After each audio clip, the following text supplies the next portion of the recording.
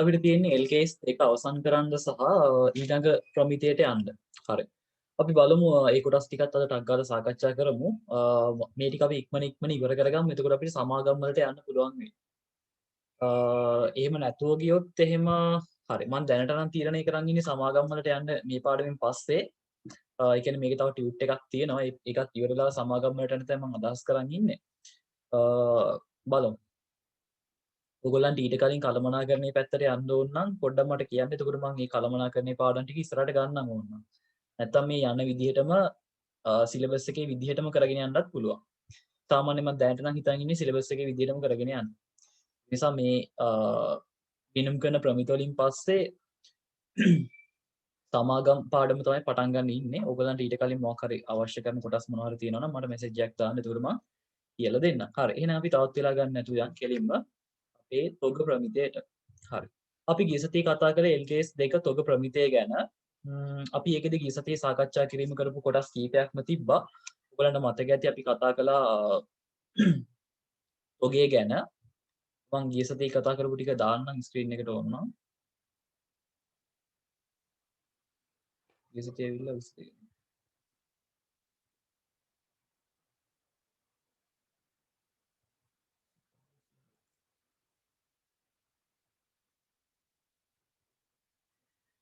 අර අපි ගිය සතියේ කතා කළේ මෙන්න මේ ටික. හරි LKS 2 තොග ප්‍රමිතිය ගැන කතා කළා. අපි මුලින්ම කිව්වා තොගේ කිව්වහම තොගේ කොටස් තුනක් තියෙනවා කියලා. අමුද්‍රව්‍ය තොග, නොනිමි තොග, නිමි තොග කියලා. ඊට පස්සේ මේ තොගය කියන එක අපි වාර්තා කරද්දී තොග රීතිය කියන එක යොදා ගන්නවා කියලා අපි කිව්වා. ඒ කියන්නේ තොගේ පිරිවැය හෝ ශුද්ධ උපලබ්ධියගෙන් වඩා අඩු වගේ මත වාර්තා කරනවා කියලා කිව්වා. ඒ අනුව තොගේක පිරිවැය කියන එක හොයන්නේ ගැනුම් පිරිවැය, පරිවර්තන පිරිවැය සහ අනිකුත් පිරිවැය කියන තුනේ එකතුවෙන් කියලා කිව්වා. අන්න ඒ ඔබේක පිරිවැය කියන එක ගණනය කරන්න පාවිච්චි කරන ක්‍රම දෙකක් තියෙනවා කියලා කිව්ව එකක් නිශ්චිත හඳුනා ගැනීමේ ක්‍රමය. බොහෝ විට ඔය පුරා වස්තු වගේ දේවල් ආලවි කරන තැනක නැත්නම් ඔය චිත්‍ර වගේ ආලවි කරන තැනක ඒ කියන්නේ භාණ්ඩයෙන් භාණ්ඩයකට විශාල වශයෙන් පිරිවැය වෙනස් වෙන තැනකදී නිශ්චිත හඳුනා ගැනීමේ ක්‍රමය පාවිච්චි කරනවා කියලා කිව්ව කාසෙල් එකත් හරි ඒක. පිරිවැය සූත්‍ර ක්‍රමය තමයි අනිත් එක. මම පිරිවැය සූත්‍ර වලින් ගිය සතියේ ගාණක් හැදුවේ නැහැ. ඒක නිසා අද ගාණක් හදනවා. අද කොහොමත් LKS 2 සම්පූර්ණයෙන් ඉවර කරනවා. ඊට පස්සේ තොගයක ශුද්ධ උපලබ්ධ අගය ගැන කතා කළා. තොගයක ශුද්ධ උපලබ්ධ අගය කියන එක හොයන්නේ ඇස්තමේන්තුගත විකුණුම් මිලෙන් ඇස්තමේන්තුගත නිම කිරීම වියදම් සහ ඇස්තමේන්තුගත විකුණුම් වියදම් අඩු කරලා කියලා. ඊට පස්සේ තොගයක පිරිවැයයි ශුද්ධ උපලබ්ධ අගයයි දෙකම දීලා තියෙන අවස්ථාවකදී අපි අයිතම ක්‍රමයයි කාණ්ඩ ක්‍රමයයි කියන දෙක පාවිච්චි කරලා ගණන් හදනවා කියලා කිව්වා. ඉතින් මම ගිය සතියේ ඔයගලන්ට හෝම්වර්ක් එකක් දුන්නා. එක ළමයෙක් නම් ඒ වෙලාවේ මට හදලා එව්වා. අනිත් අය නම් කියන්න සතුටුයි එක්කෙනෙක්වත් එව්වේ නැහැ. හරි. ඊට පස්සේ තියෙනවා ඉතින් අඩුපාඩු හරි ඒ බලන්න දෙනවනේ ඉතින්. ඒක නිසා ඒව හදන්න ඔයගොල්ලෝ අයිතම ක්‍රමය සහ කාණ්ඩ ක්‍රමය ගැන අපි ගිය සතියේ ගණන් සාකච්ඡා කිරීමකුත් කළා. හරි. ඊට පස්සේ අද අපිට තියෙනවා LKS 2 තොග ප්‍රමිතියේ හෙළිදරව් කිරීම ටික සාකච්ඡා කරන්න සහ මේකේ මම හිතන්නේ වැඩ ගොඩක් තියෙනවා මේකේ තව කරන්න. ඒ ටික අපි අවසන් කිරීමක් කරමු. තව මට මේ පිරිවැය සූත්‍ර වලින් ගණන් හදන්නත් තියෙනවා. හරි. මම මේකේ තියරි ටික පොඩ්ඩක් බලලා පිරිවැය සූත්‍ර පැත්තට එන්න.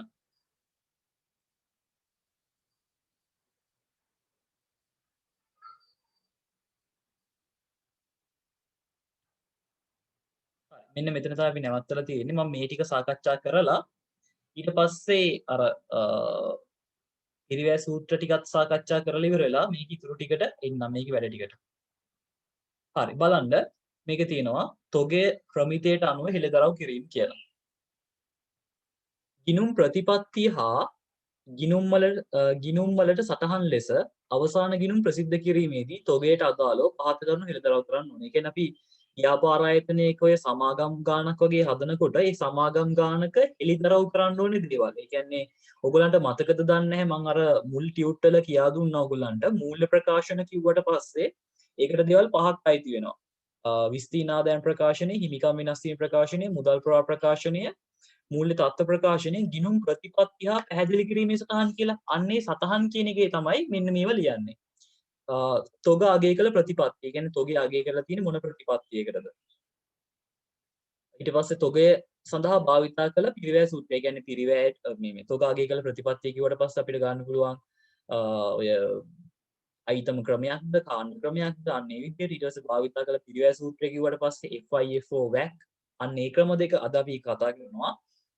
අවසාන තොගේ වර්ගීකරණය, ඒ කියන්නේ අවසාන තොගේ සමන්විත වෙන්නේ නොනිමිද නිමිද එම තොගේ වර්ගීකරණය. ඊට පස්සේ කාලච්ඡේදය තුල විකුණුම් බවට පත් වූ තොගේ පිරිවැය විකුණුම් පිරිවැය කියන්නේ ශුද්ධ උපලබ්ධයකට පවත්වාගෙන යන තොගය.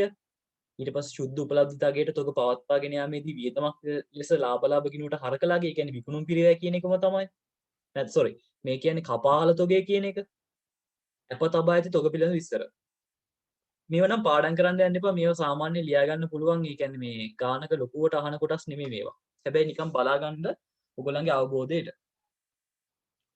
ඊට පස්සේ තියෙනවා ශ්‍රී ලංකා ගිණුම් කරන ප්‍රමිතාංක 2 තොග ප්‍රමිතියේ වැදගත්කම. මේකෙත් ඔයගොල්ලන්ට මෙතනදී අපිට අලුතෙන් අමුතුවෙන් සාකච්ඡා කරන දෙයක් නෑ. මේ කොටස් ඔක්කොම අපි කලින් සාකච්ඡා කරලා තියෙනවා. බලමු ඕන්න.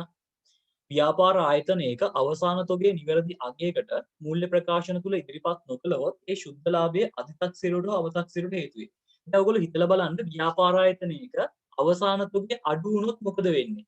අවසාන තොගේ අඩු වෙන්න විකුණුම් පිරිවැය මොකද වෙන්නේ? වැඩි වෙනවනේ. දැන් හිතලා බලන්න ගානක ආරම්භක තොගයක් නැහැ. ගැනුම් 10000ක් තියෙනවා. හරිද? හරිම අවසාන තොගේ 2000යි කියලා හිතන්න. එතකොට ගැනුම් 10000යි හරිම අවසාන තොගේ 2000යි නම් විකුණුම් පිරිවැය වෙන්න ඕනේ කීයද? 8000යිනේ. හැබැයි අපේ අතින් වැරදිලා ගැනුම් මෙහෙමම තියෙද්දි අවසාන තොගය 2000ක් නෙමෙයි 1000ක් විතර ගණනය වෙනවා. එතකොට බලන්න අවසාන තොගේ 1000ක් විතර ලිව්ව ගමන් ගැනුම් තියෙන්නේ 10000යි. අවසාන තොගේ 1000යි නම් විකුණුම් පිරිවැය 9000ක් වෙලා. හරිනම් තියෙන්න ඕනේ 8000යි. හැබැයි දැන් තියෙන 9000යි. කියන්නේ විකුණුම් පිරිවැය වැඩි වෙනවා. විකුණුම් පිරිවැය වැඩි වෙන්න ලාභය මොකද වෙන්නේ? අඩු වෙනවනේ නම. ඉතින් ඕකෙම අනිත් පැත්ත තමයි අවසාන තොගේ වැඩි වුණොත්. අවසාන තොගේ 2000ක් තියෙන එක 3000ක් විතර ලියවුනොත් බලන්න ගැනුම් 10000ම තමයි අවසාන තොගේ 3000ක් වුණොත් විකුණුම් පිරිවැය 7000ක් වෙනවා. ඒ කියන්නේ අවසාන තොගේ වැඩි වෙන්න විකුණුම් පිරිවැය නම් අඩු වෙනවා. විකුණුම් පිරිවැය අඩු වෙන්න ලාභය නම් වැඩි වෙනවා. එහෙනම් ඕකයි වෙන්නේ. ඉතින් ඔයාලට ඕනනම් බලන්න. මෙහෙම කිව්ව හැකි ව්‍යාපාර ආයතනයක මෙන්න මේ අවසාන තොගයයි ලාභය අතර තියෙන අනුලෝම සම්බන්ධයක්. අවසාන තොගයයි ලාභය අතර තියෙන අනුලෝම සම්බන්ධයක්. ඒ කියන්නේ අවසාන තොගේ වැඩියෙන් ගණනය වුණොත් ලාභයත් වැඩි වෙනවා. අවසාන තොගේ අඩුවෙන් ගණනය වුණොත් ලාභයත් අඩු වෙනවා. අනුලෝම සම්බන්ධයක් තමයි තියෙන්නේ.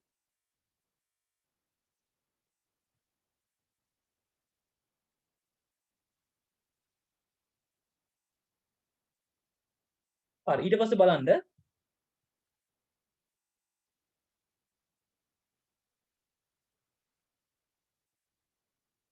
එමෙන්ම මෙම අවසාන තොගේ ඊළඟ වර්ෂයේ ආරම්භක තොගේ බවට පත්වන නිසා එම වර්ෂයේ ලාභයෙන් අධිතක්සේරුවට හෝ අවතක්සේරුවට ලක් වේ. එතකොට බලන්න ආරම්භක තොගය එතකොට ආරම්භක තොගේ වැඩි වුණොත් ආරම්භක තොගේ වැඩි වුණොත් වෙන්නේ විකුණුම් පිරිය මොනවා වෙන එකද? වැඩි වෙන එකනේ. දැන් හිතන්න ගානක ආරම්භක තොගේ 1000යි ගැනුම් 10000 ගැනුම් 15000යි කියලා. ගැනුම් 15000යි අවසාන තොගය 5000යි කියලා හිතන්න. මම මේ කියන දත්ත මතක තියාගන්න. ආරම්භක තොගය 1000යි ගැනුම් 10000 ගැනුම් 15000යි අවසාන තොගය 5000යි. එතකොට විකුණුම් පිරිවැය කීයක් වෙනවද? ආරම්භක තොගයට ගැනුම් එකතු කළාට පස්සේ එනවා 16000ක්. 16000න් අවසාන තොගය අඩු කළාට පස්සේ එනවා කීයක්ද? 11000ක් නේද?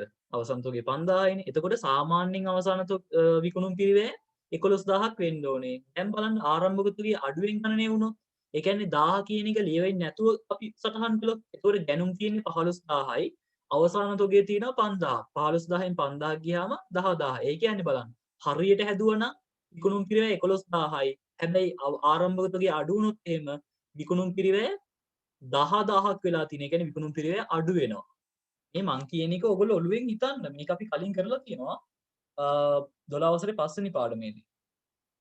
ආරම්භක තොගේ අඩු වෙන්න විකුණුම් පිරිවැය අඩු වෙනවා. විකුණුම් පිරිවැය අඩු වෙන්න ලාභය වැඩි වෙනවා.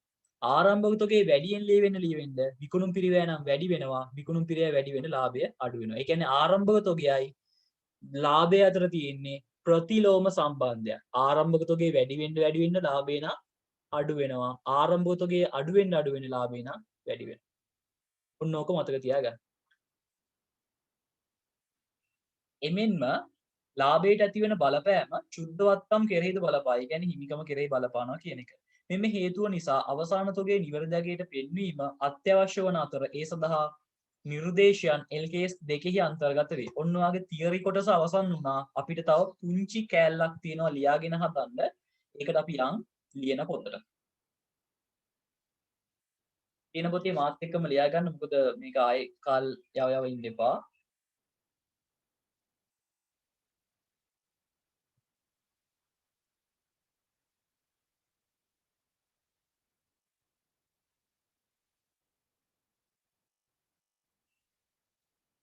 අපි අනුමාත්‍රකාවක් විදිහට ලියාගමු. මම හිතනවා ඔයගොල්ලෝ ගිය සතියේ නෝට් එක ලියාගත්ත කියලා මම හිතුව එක. ඒවා ලියන්න නැතුව ඉන්න එපා. ඒවා කල් දාන්නත් එපා. අද දවසේ අද දවසේම ලියා ගන්න.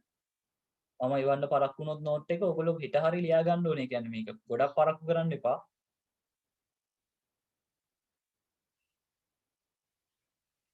පිරිවැය සූත්‍ර කියලා ලියන්නකෝ.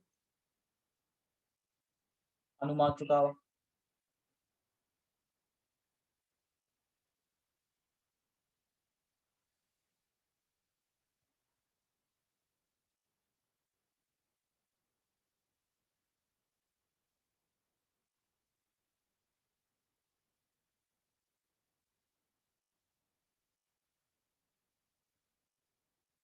ඊයටදී තව අනුමාත්‍රකාවක් ලියා ගන්න.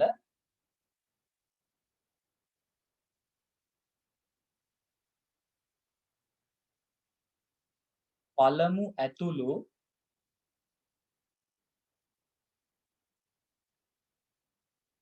පළමු පිට ක්‍රමය.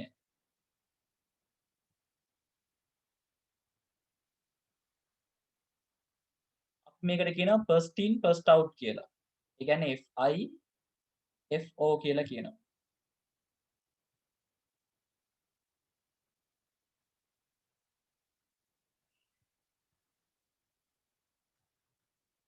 හරි. පළමු ඇතුළු පළමු පිට ක්‍රමය. first in first out.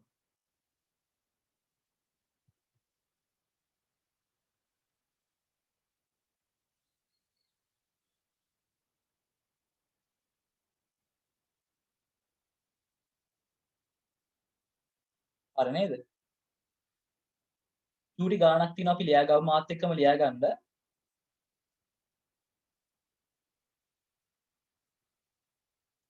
එක්තරා ව්‍යාපාරයකට අදාළව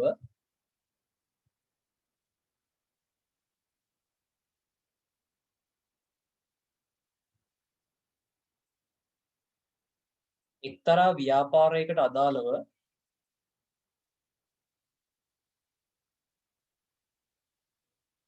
පහත තොරතුරු දී ඇත.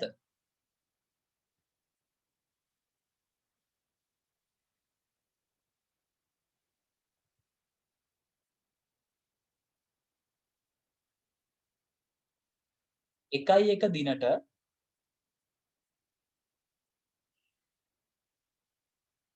රුපියල්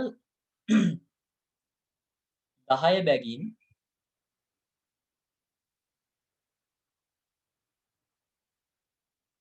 මිලදීගත් තොග ඒකක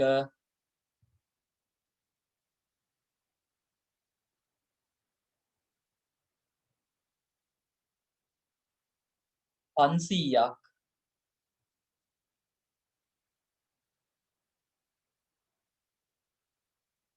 ගබඩාවේ පැවතුණි.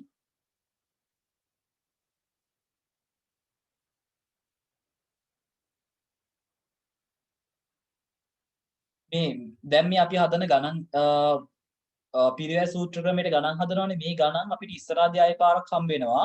එහෙම කියලා ඒකෙදි ඉගෙන ගන්න හිතා ගන්න එපා. මම මේක එක ගණනයි හදන්නේ. මේ ගණන් එච්චර අමාරු නෑ සාමාන්‍යයෙන් කරගන්න පුළුවන්. ඒක නිසා මේක මේ දැම්ම කල්පනාවෙන් අහලා ඉඳලා දැම්ම කරගමු. ඉස්සරහදී තව පාරක් එතකොට එතනදී කියන්නේ තව පාරක් හම්බ වෙනවා කියලා එච්චර අවධානයෙන් අහන් ඉන්නේ නැතුව ලියා ගන්න නැතුව එමි ඉන්න එපා. දැම්ම මේක කරගන්න. ඒක නිසා දැම්ම මාත් එක්කම ලියා ගන්න. 2001 එක දිනට රුපියල් 10 බැගින් මිලදීගත් තොග ඒකක 500ක් ගබඩාවේ පැවතුණි. ඊට පස්සේ 1.5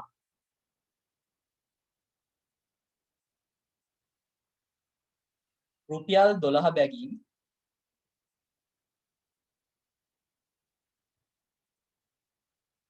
තොග ඒකක 1000ක් ගත්තා.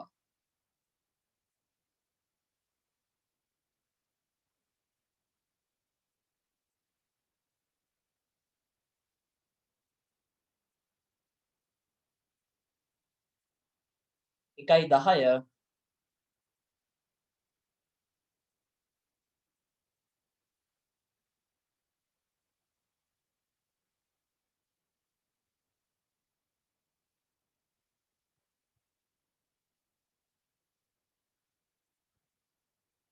තොග ඒකක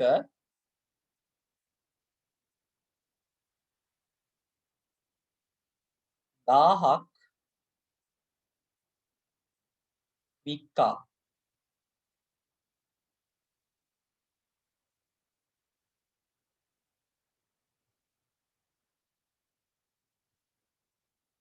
තොග ඒකක 1000ක් වික්කා.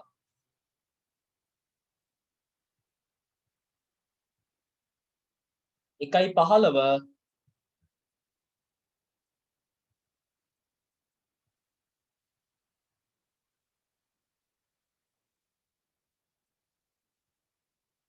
රුපියල් 15 බැගින්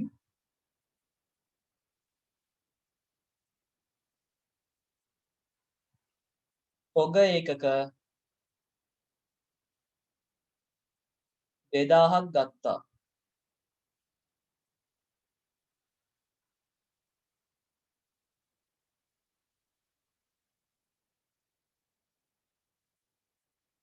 අන්තිම එක 1.20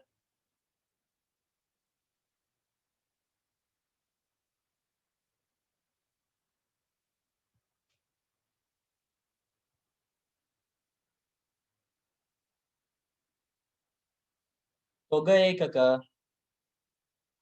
1000ක් වික්කා.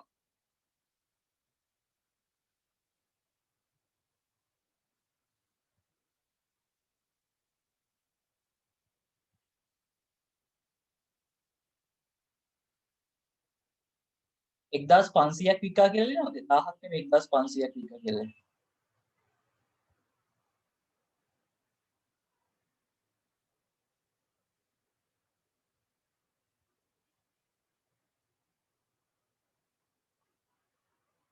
ඊට පස්සේ අවශ්‍ය වන්නේ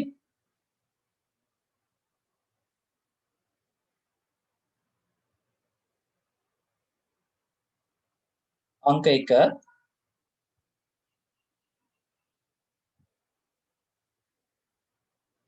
පළමු ඇතුළු පළමු පිට ක්‍රමය මත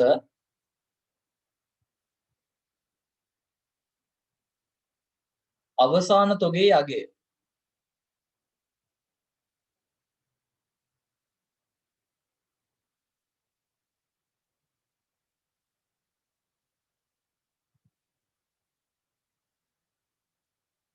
අංක 2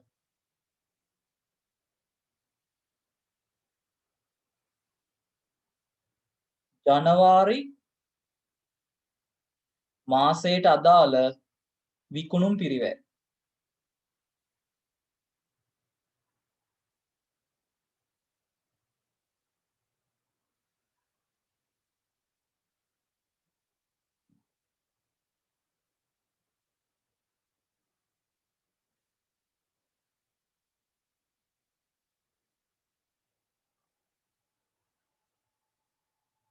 හරි. ඔය දෙක ඇති.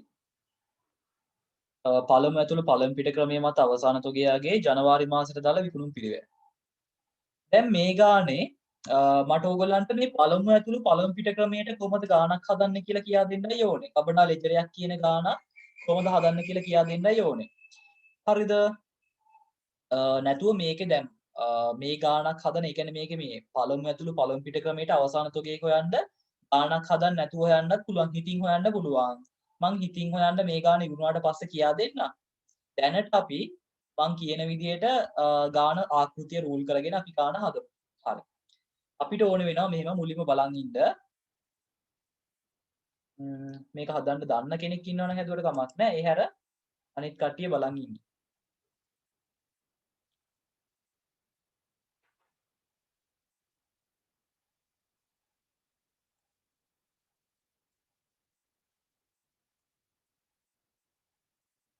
මුලින්ම මම මේක කොටස් තුනකට බෙදා ගන්නවා.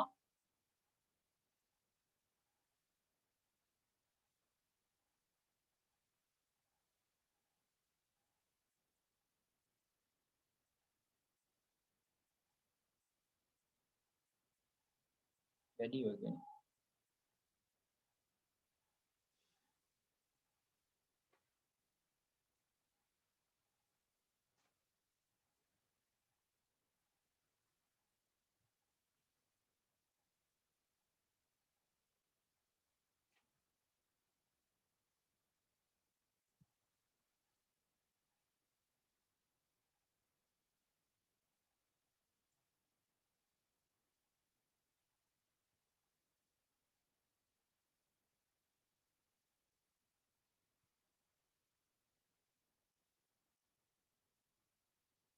හරි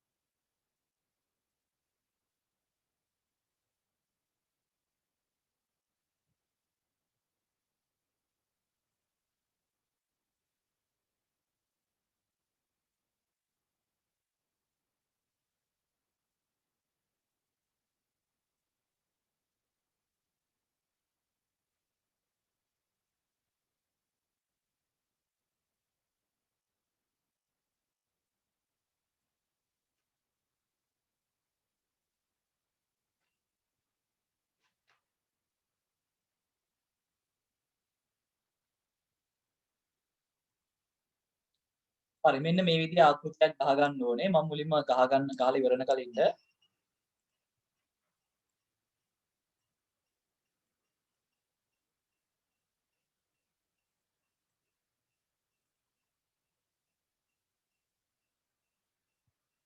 උඩින්ම ලියනවා අපි FIFO වට පළමු ඇතුළු පළමු පිට කියලා ලියන්න පුළුවන්. ගබඩා ලෙජරය.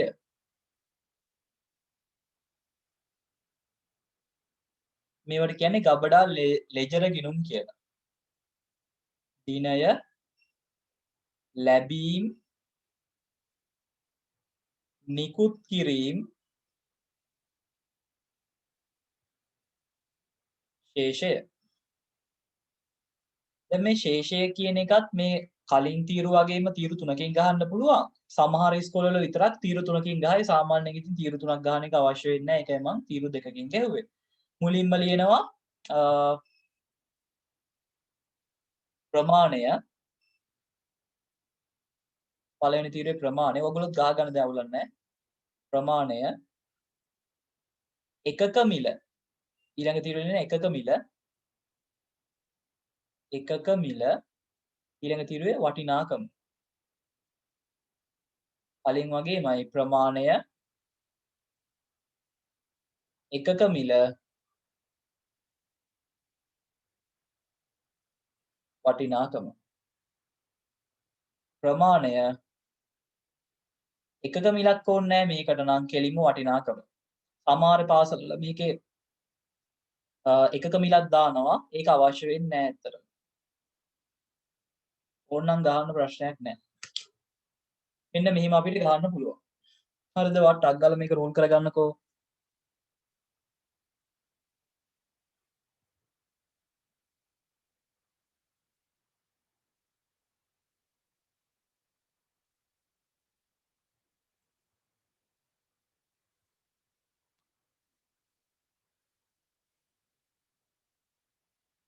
විනාඩියයි දෙන්නේ. ඊට වඩා දෙන්න බෑ.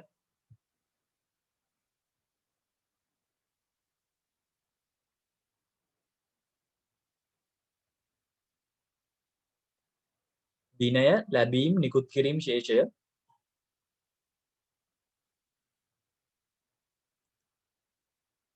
හරි. ළමයි දෙන්නෙක්ම හරි කියලා. හොඳයි.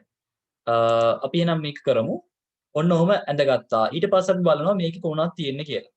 බලන්න පළවෙනි ගනුදෙනුව 1 දිනට රුපියල් 10 බැගින් මිලදී ගත් ඔබේ එකක 500ක් ගබඩාවේ තිබ්බලු. ඒ කියන්නේ මේ බලන්න ජනවාරි මාසේ පළවෙනිදට ගබඩාවේ තියෙනවලු. ඒ කියන්නේ ශේෂයක්. එහෙනම් ඔයාලට ලියන්න පුළුවන් මේකේ දිනයට 1 දානවා. හරිද? දිනයට 1 දානවා. මේක ලැබීමක්ද ගබඩාවේ තියෙන එකක්ද? ගබඩාවේ තියෙනවා කියලානේ කියන්නේ. කීයක් තියෙනවලුද? 500ක් තියෙනවලු. එකක මිලක් අහලා නැහැනේ. එකක මිලක් ලියන්න තැනක් නැහැ. එහෙනම් ඔයා බලන්න ඕනේ 500ක් තියෙන්නේ කීය ගානේද? 10 ගානේ. මේ කියන්නේ 10 ගානේ නේද? ඔව් මේ තියෙන්නේ. රුපියල් 10 බැගින් මිලදීගත් ඔබ එකක 500ක් තියෙනවලු. තියෙනවා කියලානේ කියන්නේ. ඒ කියන්නේ ශේෂය 500ක් තියෙනවා ඔක්කොම 10 ගානේනේ. ඒ කියන්නේ 5000යි. මෙන්න මෙහෙම ලියනවා. 1 මේක නිකුත් කිරීම වෙන්න ඕනේ. මේ කිරම් මොකක්ද? ඊට පස්සේ 1.5 තියෙනවා රුපියල් 12 බැගින් ඒ තොග එකක 1000ක් ගත්තලු. එහෙනම් තොග ගත්තා නම් ලැබීමක් වෙන්න ඕනේ. එහෙනම් ඔයාලට පුළුවන් දිනේට 1.5 දාගන්න. ප්‍රමාණය අරගෙන තිබ්බා 1000ක්. කීය ගානේ දරන් තිබ්බේ? 12 ගානේ නේද? එහෙනම් මම එකක මිලට 12ක් දැම්මා. එතකොට මුළු වටිනාකම කීයක් එන්න ඕනේද? 1000ක් ගත්තා නම් 12 ගානේ ඔක්කොම 12000යි නේද? එහෙනම් මම ඔන්න 12000ක් දාගත්තා. හරි නේද? හරි. 12 රුපියල් 12 ගානේ 1000ක් ගත්තා. ඒ කියන්නේ වටිනාකම 12000යි. හරිද? ඊට පස්සේ බලන්න දැන් අපේ ගබඩාවේ තොග එකක 500යිනේ තිබ්බේ 1.5 1.5 තව 1000ක් ගත්තා නම් ඔක්කොම තොග කීයක් තියෙන්න ඕනේද? 1500. ඒක ගන්න මෙතන මේ 1500 ගන්න මෙහෙමයි. ජනවාරි 1 වෙනිදාට ඒකක 500ක් තිබ්බා. ඉතින් තව 1000ක් ගත්තා නම් ලැබුණා කියන්නේ ගත්ත කියන එකනේ. ගත්තා නම් ඔක්කොම 1500ක් වෙනවා. එතකොට බලන්න මේ ඔක්කොගෙම වටිනාකම කීයද කියලා. ජනවාරි මාසේ 1 වෙනිදා කඩේ පටන් ගන්නකොටම 10 ගානේ ගත්ත මොනවා හරි භාණ්ඩ 500ක් තිබ්බා. ඒ කියන්නේ 5000ක් වටින බඩු කඩේ තිබිලා. ඊට පස්සේ ජනවාරි 5 වෙනිදා රුපියල් 12 ගානේ ඒ මොනවා හරි භාණ්ඩ 1000ක් අරගෙන. එතකොට කඩේ ඔක්කොම බඩු නම් තියෙනවා 1500යි. ඔක්කොම වටිනාකම තියෙනවා කීයද?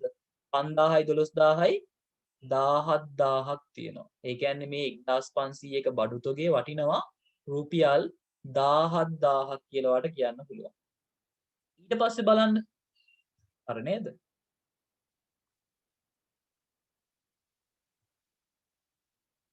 තේරෙන්නේ නැත්නම් අහන්න. ඊට පස්සේ තියෙනවා 1.10 තොග ඒකක 1000ක් වික්කලු. තොග ඒකක 1000ක් වික්කා නම් දැන් පොඩ්ඩක් බලන්න. මම දිනේ දානවා 1.10. හරිද? වික්කා නම් ඒක ලැබීම් තීරුවට එන්න බෑ. ඒක එන්නේ නිකුත් කිරීම කියන එකට. නිකුත් කිරීම එකේදී දැන් බලන්න මෙන්න මේ අපි දැන් කතා කරන ක්‍රමය ගත්තොත් පළමු ඇතුළු පළමු පිට ක්‍රමය. මේකෙදි වෙන්නේ මොකක්ද දන්නවද? මුලින්ම ගන්න භාණ්ඩ තමයි මුලින්ම විකුණන්නේ. මුලින්ම ගන්න භාණ්ඩ තමයි මුලින්ම විකුණන්නේ මෙම ක්‍රමයේදී. එතකොට ඔයා බලන්න අපේ ගබඩාවේ අපේ කඩේ මුලින්ම 500ක් තිබ්බා රුපියල් 10 මිලට. ඒ කියන්නේ කඩේ බඩු ටික තිබ්බා මුලින්ම මොනවා හරි අපි දුන්න සබන් කැට කියලා. සබන් කැට රුපියල් 10 ගානේ 500ක් තිබ්බා. එතකොට දැන් වෙන්න පුද්ගලෙක් සබන් කැට 1000ක් ගන්න ඇවිල්ලා කඩේට අපි මුලින්ම කරන්නේ අර ඉස්සෙල්ලාම තිබ්බ කඩේ පටන් ඒ කියන්නේ ජනවාරි මාසේ පටන් ගන්නකොටම තිබ්බ භාණ්ඩ වලින් දීලා දාන එකයි කරන්නේ. ඉතින් 1000ක් දෙන්න නම් පළවෙනිදාට තිබ්බ 500ම දෙනවා. ඒ කියන්නේ මුළු වටිනාකම කීයක් වෙන්න ඕනද? 5000ක් වෙන්න ඕනේ. මුළු වටිනාකම 5000ක් වෙන්න ඕනේ. හරිද? ඊට පස්සේ බලන්න මුළු වටිනාකම 5000ක් වෙන්න ඕනේ. ඊට පස්සේ දැන් 1000ක් නිකුත් කරන්නේ. ඉතිරි 500 නිකුත් කරන්න වෙන්නේ කීයේ මිලටද? දැන් 500යි තිබ්බේ 10 මිලට. ඒතකොට ඉතුරු 500 නිකුත් කරන්න වෙන්නේ කීයේ මිලටද? 12 මිලට. හැමතිස්සෙම පළමු ඇතුළු පළමු පිට ක්‍රමයේදී කරන්නේ මුලින් ගත්ත භාණ්ඩ මුලින් විකුණන එක. එතකොට ඊළඟ 500 නිකුත් කරන්න වෙන්නේ 12 මිලට. ඒ කියන්නේ කීයද? 12 5 60යි 6000යි. හරි. ඊට පස්සේ ඔයාලට පුළුවන් මේක යටින් ඉරක් ඇඳලා එකතුව ගන්න 1000යි. ඕනනම් මෙතන ඉරි දෙකකුත් ගහුවා කිය ප්‍රශ්නයක් නැහැ. ඉරි ගහන එක අනිවාර්ය නැහැ. 11000. ඔන්න 1000ක් අපි විකුණලා තියෙනවා. වටිනාකම වෙන්නේ 11000යි. එතකොට ඔයා හිතලා බලන්න අපේ කඩේ බඩු තිබ්බ 1500යිනේ. ඒකෙන් 1000ක් වික්කනම් ඉතුරු වෙන්න ඕනේ කීයද? 500යි. එතකොට බලන්න 1000ක භාණ්ඩ වික්කනේ ඒ භාණ්ඩ වල වටිනාකම ආවේ 11000ක් කියලා. බලන්න භාණ්ඩ වල වටිනාකම තියෙන 11000ක් කියලා. එතකොට අපේ කඩේ මුලින්ම 17000ක බඩු තොගයක් තිබ්බනේ. ඒකෙන් 11000ක් ගියාම කීයක් ඉතුරු වෙන්න ඕනේද? 6000යි. ඔයාලට එහෙම ගන්නත් පුළුවන්. නැත්තම් අපි මේ 12 ගානේ භාණ්ඩ ගත්තේ 1000ක්. ඒකෙන් 500ක් දුන්නා නම් ඉතුරු වෙන්නත් ඕනේ තව 500යිනේ. ඒ 500 තියෙන්නේ 12 මිලට. ඒ කියන්නේ 12 සරක් 500 6000යි කියලා ගන්න පුළුවන්. තේරුණා නේද? තේරුම් නැත්තම් කියන්න. පළමු ඇතුළු පළමු පිට ක්‍රමයේදී කරන්නේ මුලින්ම ගත්ත භාණ්ඩ මුලින්ම දෙන එක. මුලින්ම කපටාවේ තොගයක 500ක් තිබිලා තියෙනවා ජනවාරි. එතකොට මම ප්‍රමාණයට 500 දාලා වටිනාකමට 5000ක් දැම්මා. ඊට පස්සේ 1.5 1000ක් අරගෙන තියෙනවා. රුපියල් 12 ගානේ. ඒ කියන්නේ වටිනාකම 12000යි. එතකොට කඩේ ඔක්කොම බඩු තියෙනවා 1500ක් මුළු වටිනාකම 17000යි. එහෙම තියෙද්දි ජනවාරි 10 තොග 1000ක් නිකුත් කරනවා. ඉතින් තොග 1000ක් නිකුත් කරද්දි මේ ක්‍රමයේදී කරන්නේ මුලින්ම ගත්ත බඩු මුලින්ම විකුණන එක. ඒ කියන්නේ අර මුලින්ම 500යිනේ තිබ්බේ. ඒ 500 10 මිලට දීලා දානවා. ඊට පස්සේ තමයි ඊළඟ අර 12 මිලට ගත්තේ වෙයි බඩු නිකුත් කරන්නේ. එතකොට 12 මිලට ගත්ත බඩු වලින් 500ක් අපි නිකුත් කරනවා. ඒ කියන්නේ මුළු වටිනාකම විදිහට ගත්තොත් 11000ක බඩු මෙන්න 1.10 විකුණලා තියෙනවා. එතකොට කඩේ ඉතුරු වෙන්නේ තව තොගයක 500යි ඒකේ වටිනාකම 6000යි. මේක සාමාන්‍යයෙන් කඩේක මුදලාලි කෙනෙක් කරන එක. කඩේක මුදලාලි කෙනෙක් දැන් හිතන්න අලුත් කිරිපිටි පරණ කිරිපිටි පැකට් 10ක් තියෙන තැනට අලුත් කිරිපිටි පැකට් 10ක් ගෙනත් දැම්මට පස්සේ කවුරු හරි කෙනෙක් කිරිපිටි පැකට් එකක් ගන්න කඩේට ගියාට පස්සේ මුලින්ම දෙන්නේ අලුතෙන් ගත්තේවද පරණ ඒවාද? පරණ ඒවා. ඊට පස්සේ ඒ පරණ ටික ඉවරුනාට පස්සේ තමයි අලුත් ටික දෙන්නේ. කඩේක මුදලාලි කෙනෙක් සාමාන්‍යයෙන් ප්‍රායෝගිකව කරන්නේ ওই ක්‍රමය. හරි. ඉතින් ඔයාට අර පොඩ්ඩක් මතක තියාගන්න එකයි කරන්න ඕනේ මෙතනදී. ඊට පස්සේ බලන්න මොකක්ද තියෙන්නේ කියලා. 1.15 ආයෙත් රුපියල් 15 ගානේ එකක 2000ක් අරගෙන බලමු. එතකොට ඔන්න 1.15 තව පොඩ්ඩක් මේක ඊට මදි වගේ නේ. කියන එක අපැදිලි හරි තේරෙන්නේ නැත්නම් ඕනෙම දෙයක් තියෙනවා නම් අහන්න.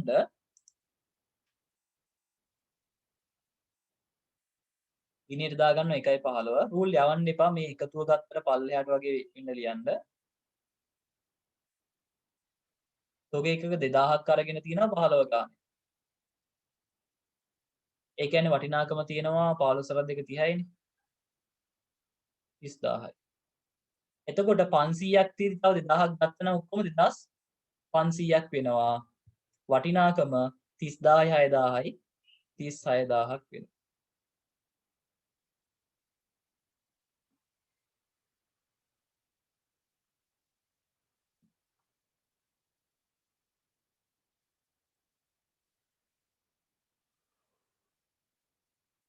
හරි නේද? ඊට පස්සේ 1.20 තොග එකක 1500ක් වික්කලු. 1500ක් වික්කලු. එතකොට බලන්න.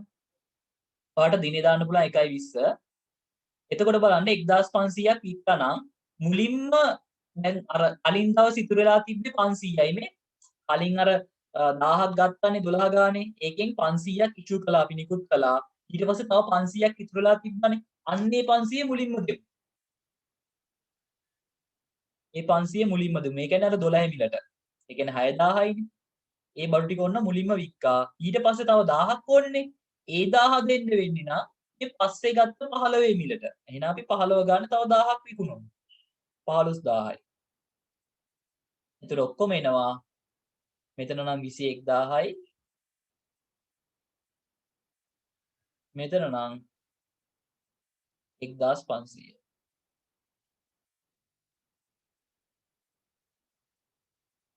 හරි. එතකොට බලන්න 2500ක් තිබ්බ එකෙන් 1500ක් නිකුත් කළා නම් තව ඉතුරු වෙන්නේ කීයද? 1000යි. ඒ 1000යි 1000යි ඉතුරු වෙන තොග ඒකක වලින් නම් 36000ක් වටින මුළු තොග වලින් 21000ක් වටින තොග නිකුත් කළා නම් තව ඉතුරු වෙන්නේ කීයද? 15000යිනේ.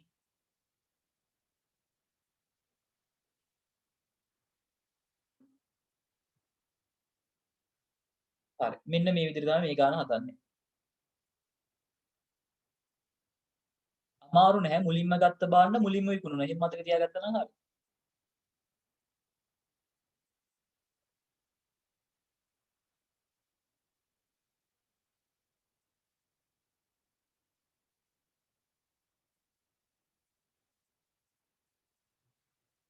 හරි නේද?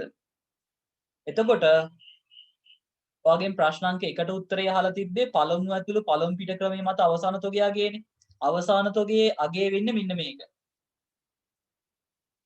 අවසාන තොගයේ ප්‍රමාණය ඇහුවොත් 1000යි අගය වෙන්නේ නම් 15000යි. මේක තමයි අගය.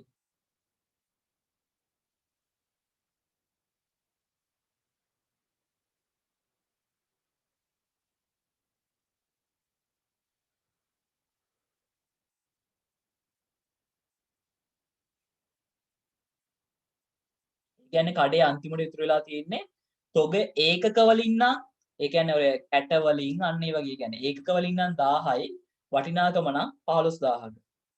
ඒතර එකට උත්තරේ රුපියල් 15000යි. අමාරු නෑ නේද? මේක ඔයන්ට මම ලේසි ක්‍රමයක් කියා දෙන්නම්. හැබැයි ඒ ක්‍රමයට ඔයා මේ බහුවර්ණ ගානකදී මිසක් හදන්න යන්න එපා.